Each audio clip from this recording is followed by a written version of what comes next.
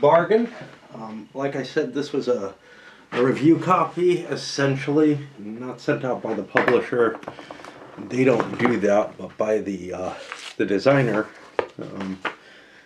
mainly because we already had a nice relationship, which might affect some of the things here. The first thing I want to say is I can't think of the last time I had this much fun playing a game.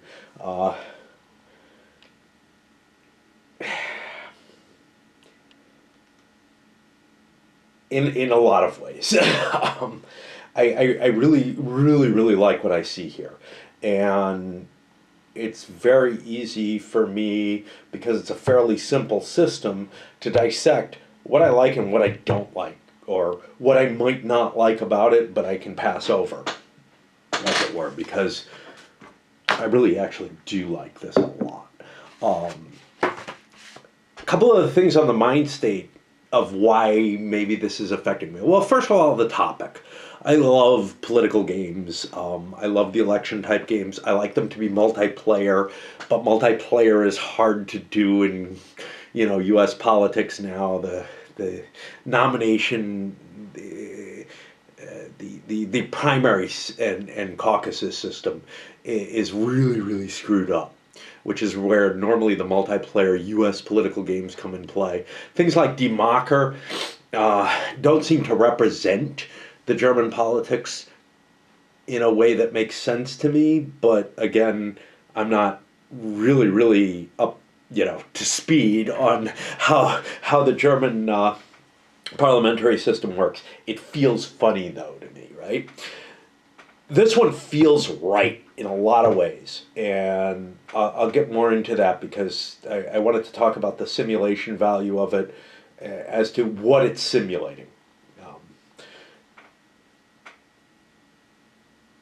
Also, I'm in the middle of something big.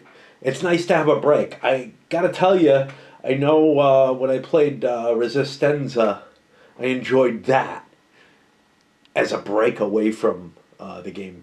Maybe a little bit more than I should.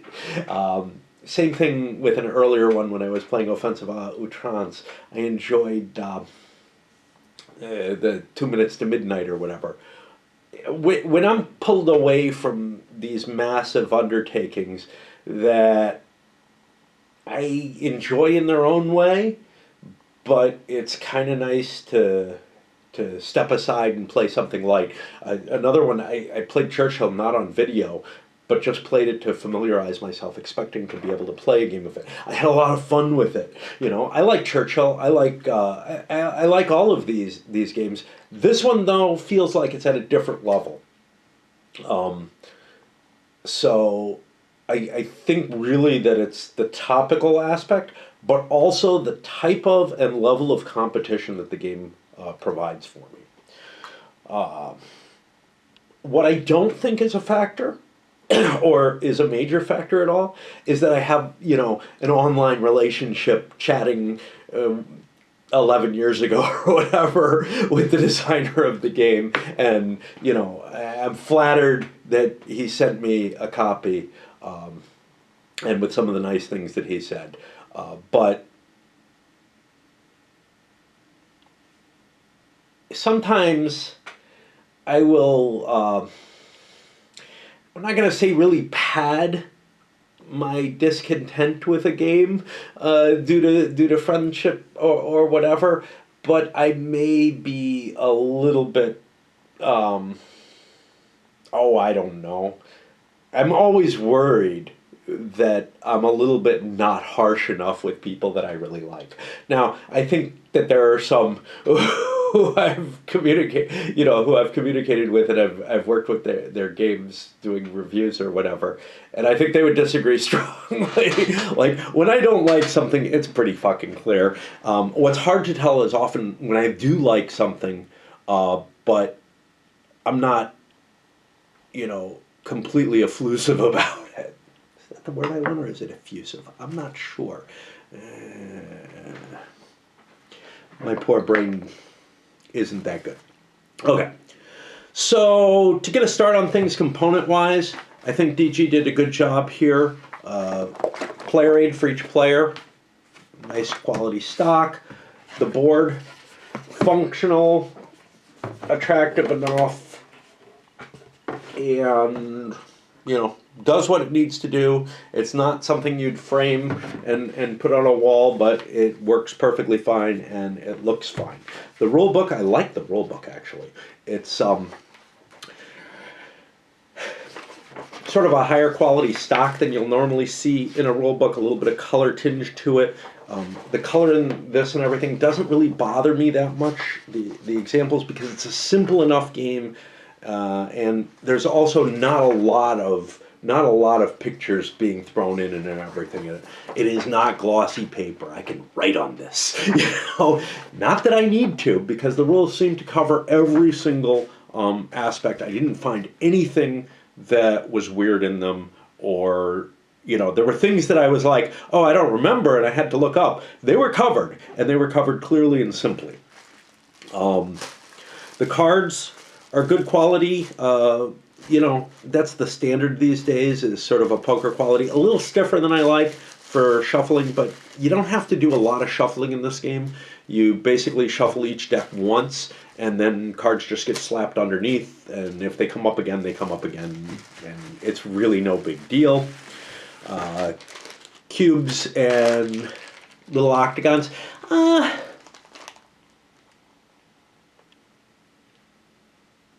They're okay. I found a little difficulty maybe sometimes distinguishing when there's a lot of pieces in a state or something, the difference between the cubes and the octagons. The octagons, I don't know. It wasn't bad. I could usually tell very well. These guys I found a little harsher. I'm not sure what you could do with them. They're the things that you block a state with, and you really should be able to lock that state out of your mind, because you're not going to be able to play anything in there anymore. You still want to be able to see what's in it to count how many politicians you have in the region and whatnot. But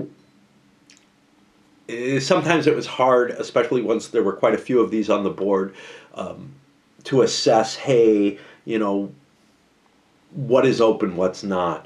Maybe if these were a little larger, a little taller, that would help a little bit. And that would be an easy fix to do at home, is just, get some taller cylinders or something, or some other pieces to use for it.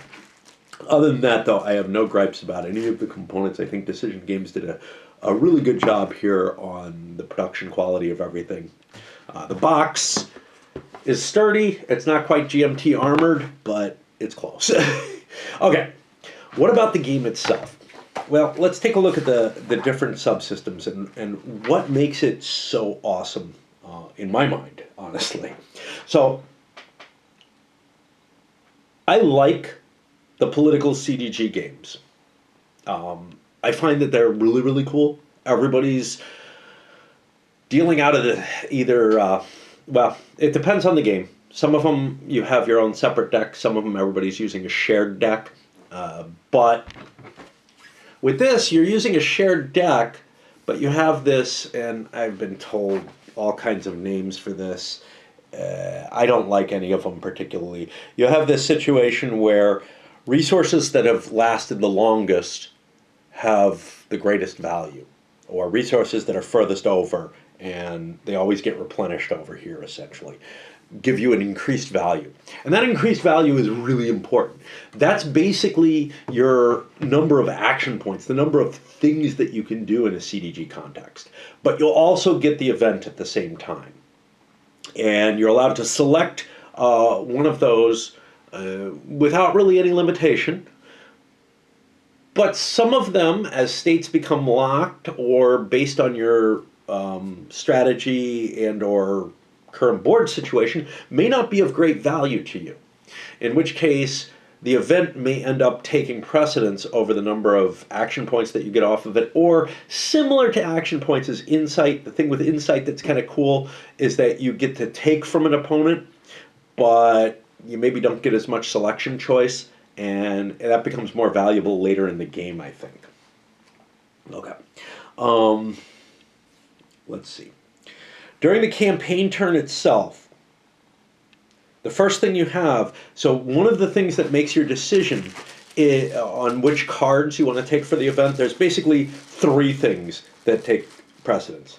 The event, what slot it's in over here, and you want to be aiming for the stuff that gives you the most opportunities to make your own plays, because those are kind of free plays. And then finally, the suit of the card.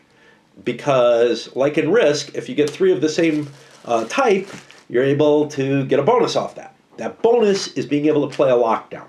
That's incredibly powerful. If you hold the electoral count in the state and the total politicians in the state, you want to lock it down, because that means you ain't going to lose it. You've got it for yourself. Now, there's some question as to which states you want to lock down. It's obviously best to lock down the ones with the most electoral votes, but you might make a choice to lock down a state that's worth less electoral votes if you're not too worried about winning that first round in the electoral college, and you don't have a better option available. You really don't have a lot of idea, I would guess, as to what the other players hold in terms of these cards. You might have a little bit from the insights, because you draw cards, you look at them, and you might have some idea where one particular opponent or something, you might be trying to keep track of what they're drawing for and what they're trying to do. And you might make educated guesses as to what they're trying to hold as well, which might influence who you want to do insight against. I didn't really do that during my play. But the lockdown is an incredibly powerful capability, and one of the things that helps you decide which of these cards you want to take. Then you pick, after you do a lockdown, if you have a set, and you wish to, and you're only allowed one per turn, then you pick one of the cards from there. And this is sort of the main choice that you make in each turn is, well, what's the value of that card in terms of the event, in terms of the suit, and in terms of what it gives me that's sort of free moves that I can play anywhere. You fire off the event, which hopefully you're picking one that's fairly good for you, because otherwise you probably should look a little bit further. But, it could be that the action points it gives you plus the suit are more important to you than the event itself, and you're willing to take a garbage event in exchange for the additional things, especially if there's nothing tremendously better available to you. Then however many action points you have, that allows you a couple of different things. One, you can play either cubes or octagons on the board. Octagons are politicians, cubes are popular vote. I'll explain a little bit about that in a moment. And you also get insight. Now, well, for the action points, you're allowed to use an action point to play one of these two types of counters on the board in a non-locked state, or draw a fistful, 4 of one of these types of cards, and select one, and the rest go underneath, which gives you a lot of flexibility in terms of, oh, this is likely to be useful at the end. Now, early on in my play, I was looking at, let's go for the states with the big electoral count. Well, those are likely to get locked out. And you might be better off either going for states with smaller electoral counts, or states with, or the cards that give you a more general regional influence. Just because they're going to give you more likelihood of being able to be played at the end of the game. And then after all of the turns get played out, and if you're me, it's not absolutely clear while you're playing, but the game ends early in 4 players or 3 players on the track. And that kind of surprised me. I knew it earlier on, but I kind of forgot about it. I'm used to like, I'm playing the whole thing, right? Whatever that is. Nah. But that shortens, that keeps the playing time about equivalent for any number of players, I guess, right? But it does mean that you have more opportunities to do things the less players there are. And then you go to this final push where you play out these cards, only in the states that are not locked down, but they allow you to, again, add cubes and octagons and also remove them from opponents to some extent. So you've got this handful of mystery that you're holding that's sort of your capability at the end of the game of changing what the board looks like a lot. So that adds to the chaos in the game, and there's a lot of chaos. It's very hard to predict who's going to get knocked out and who's not. Okay. And then you do the scoring, and the scoring is done in two sets. First, you assess who won the electoral votes in each state. And whoever won the electoral votes gets those electoral college votes, and if they get a majority of them, they win the election. That's what we're used to in these political games. But because we've got 4 candidates here, and this is what's different from Divided Republic and certainly from Bull Moose, is this one did get thrown to the House of Representatives. And actually different from Hayes-Tilden, where a special commission was arranged for it. But this one actually got thrown to the House of Representatives, and I think it's the only one that did, even if we came kind of close a couple of times. Now, what's important about the House of Representatives is that each of the states has 1 vote in the House. So it's not like the House of Representatives simply votes and whoever has the majority in the House wins. No, it's each state has 1 vote, and this is where things get really tricky in the game. States are represented in 2 ways. Some of them have a popular vote for their electoral college vote. The slate of electors is chosen by the results of the popular election. So cubes are important in those for the first round. When you get to the House, well, some of them, the legislature is still appointing a slate of electors, in which case the only thing that's ever important is what octagons you have, which are the politicians of that state. But when you get to the House, only the politicians matter. The popular vote no longer matters, which means for states that had a popular vote election, you probably need to back them up with some politicians as well. And some of the cards just do that for you, but you want to be doing that on your own. And that's where the whole where a lot of the strategy comes, is that as a player, you have to make sure that you get enough popular votes that you're not the last place player who gets dropped from the election, right? If there's 4 players in it, only the top 3 go to the House of Representatives. If there's 3 players, I don't know. Let's see.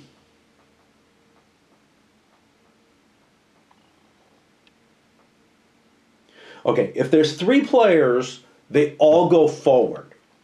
So there's not a big concern in a 3-player version of this, and certainly in 2. 2, you should win on the Electoral College. On the 3-player version, no one gets dropped.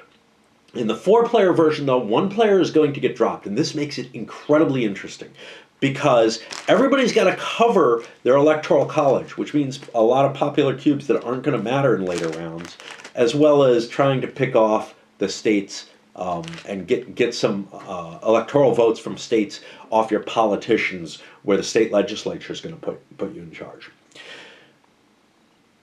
But after that first round, after potentially the 4th player is dropped, then you have a 3-player runoff in the House of Representatives where only the politicians count and each state only has 1 vote. So New York, with what did it have, 36 votes or whatever, 36 electoral votes, split 24 and 12 because whatever. And that is iffy. That's something that, hey, let's abstract that away and make it simple and make it always work how it did historically, which is one of my kind of vague kind of gripes. Because potentially every state legislature could have split their slate. I'm not quite sure why New York did and others didn't. There was probably some kind of backroom dealing and whatnot to arrange what came out of that. But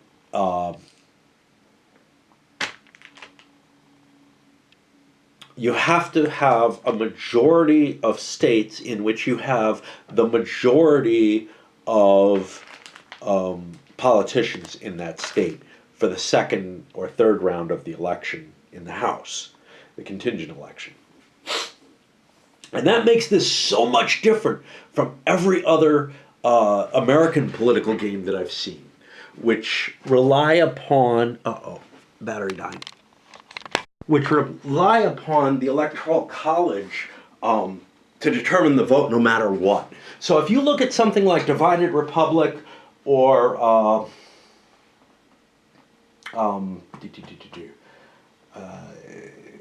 Bull Moose, it would be possible in those games for no one to get a majority of the Electoral College, but I don't believe either of them has rules to throw it into the state. And that is what makes this so damn special. They just kind of say, well, the electors would figure that out and kind of gloss it on their own. I may be misremembering things, but I sure do not remember anything throwing it into the House with one vote per state in either of those games, which is technically what would happen if, if Lincoln hadn't walked away with an actual Electoral College win, or if Wilson hadn't walked in with an Electoral College win.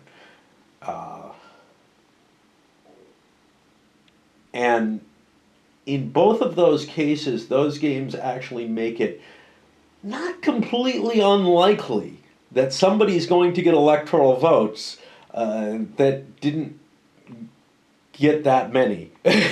Now, in the 1860 election, it really was. I think there were 4 candidates who, maybe even 5, who got Electoral College votes.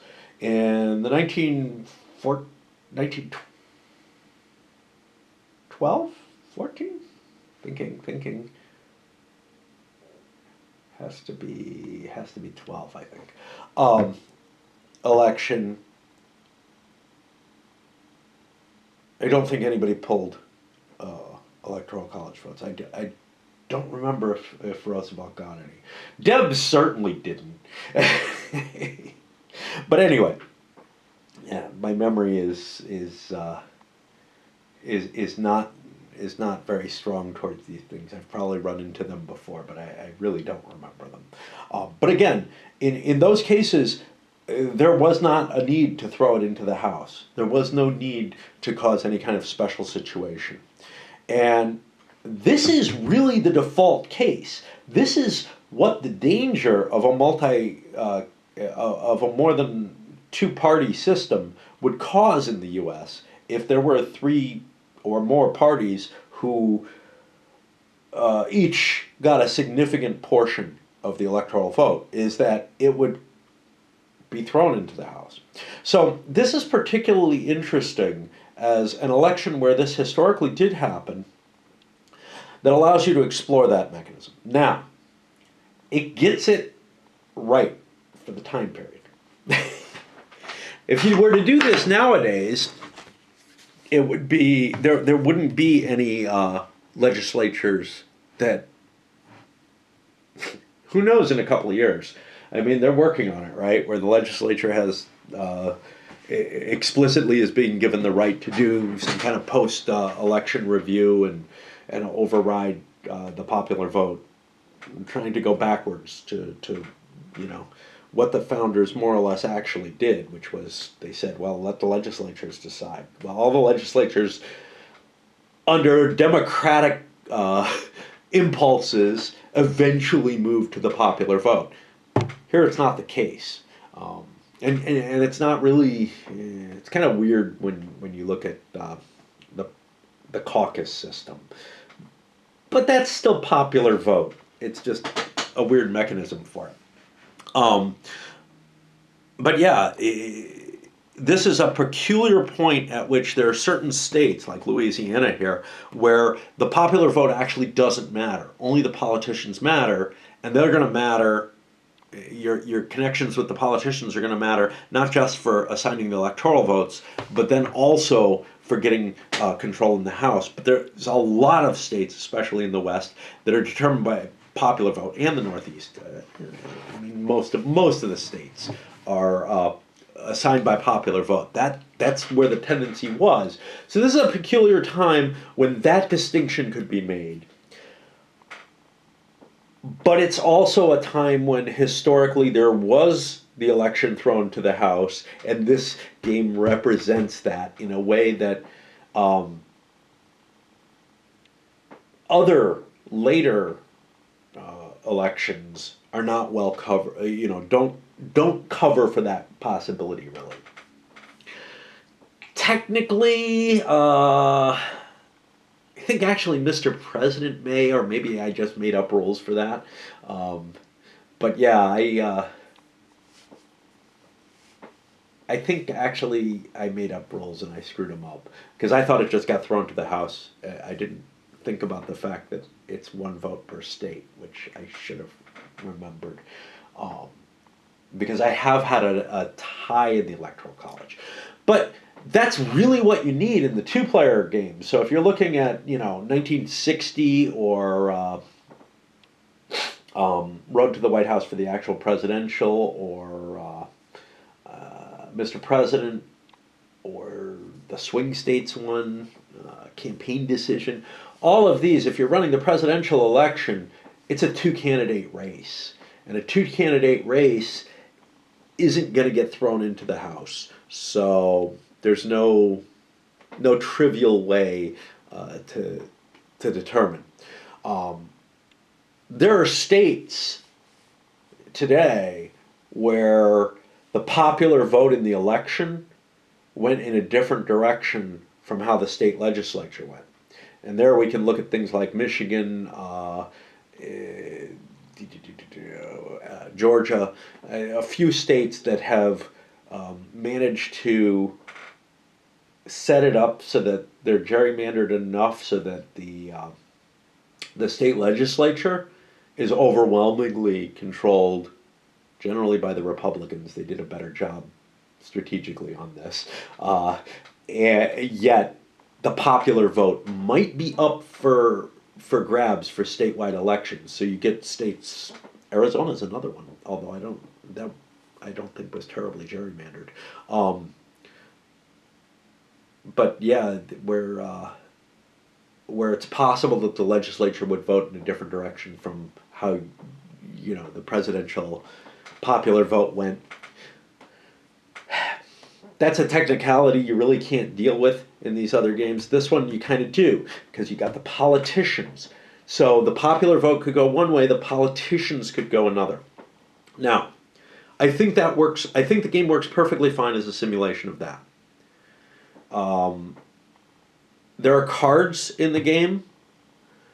First of all, there's the suit cards, which direct you towards wanting to collect a certain set. Now, they're not a stance on a particular topic, unfortunately, which would make them more interesting. You could collect up slavery cards that are both pro and against, and that'll give you a lockdown. I think it would be kind of nicer if the suit cards were balanced so that there was on one side of the issue, on the other side of the issue, because each of these issues, westward expansion, I don't think that anybody was terribly anti-trade or anti-westward expansion, but there were people who took policies that were not as favorable. So you could have a pro and anti on each one and have essentially 6 suits then, which I think might be more interesting. Because the slavery ones, I don't know, maybe I'm mistaken, but I think like the slavery ones had some cards that are pro and some that are anti, and it's like you might want to collect those up. That would be one differentiation which would make this a little bit more accurate in terms of the eras in terms of the spirit of the era. Uh, for the historical start scenario, that gives each player sort of a stake in certain areas of the country and areas of the country where they don't have an initial stake. That can be important because there are certain cards which penalize you. They're very powerful cards if you're not involved in one section of the country, but you can't dare take them because they give you a big penalty in another section if you take them. Those cards help a bit in terms of trying to create a more of a rational set of policies that you'd be holding with the event cards that you pull out. What the game doesn't do is it doesn't force Adams, Clay, Crawford, or Jackson into anything like the stances that they actually took. Those initial positions may tend to push you towards those stances, but you could also go for a broader base requirement. And that's the one thing that it doesn't do as a simulation, is it's definitely not capable of handling, hey, you're locked into this position. And honestly, I think that's for the best, because as a competitive game, in terms of developing what your platform is as part of the play of the game, you're able to do that using opportunistic or strategic goals rather than being forced into some particular policy or another. One way that I thought might work is giving special abilities, special powers to different characters. I think that would be a very bad idea in terms of having played it, in terms of like, because certain regions are more powerful than others, and excluding someone or benefiting someone in a region would probably unbalance the game unless you were incredibly careful about how you did it. However, I do think you could probably balance the event deck so that pro and anti positions are better taken. And let me make sure I'm saying the right thing here. Slavery is going to be the most likely. So here, yeah, we have slavery ones that add to the West and the South and Alabama, but others with the slavery issue that are clearly anti-slavery. So like Ohio and Connecticut, that's going to be someone who is not on the pro-slavery side.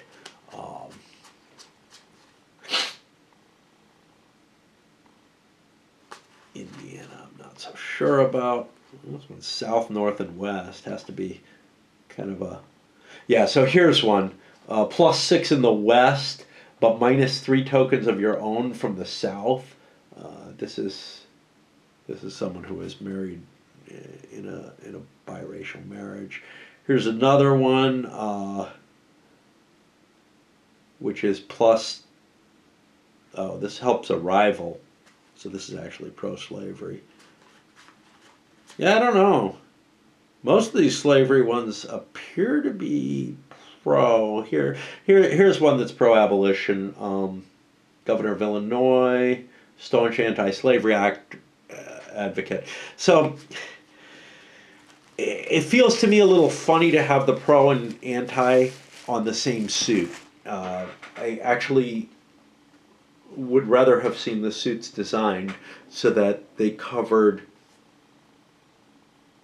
so that getting a triple of slavery cards, some pro, some anti, wouldn't be a bonus. But yeah, in terms of the actual strategy of playing the game and everything, it is really, really, really good. A lot of competition in there, a lot of chaos, so you can't judge very easily at all who's going to get dropped out in that first round. And what the consequences are becomes just this spiraling out set of chaotic interpretations, which I really, really like. in terms of the historical accuracy, it's a little bit shakier than I would prefer. The designer warned me right up front, this isn't a simulation. I think it's a good simulation of the overall mechanisms of the election. It doesn't accurately capture the political platforms, certainly of the characters, but also the ones that would have been available. You might be able to do some hand waving to say, if you're collecting up a set of a certain type, you're taking a middle of the road position or something like that. I don't feel like that really covers it though.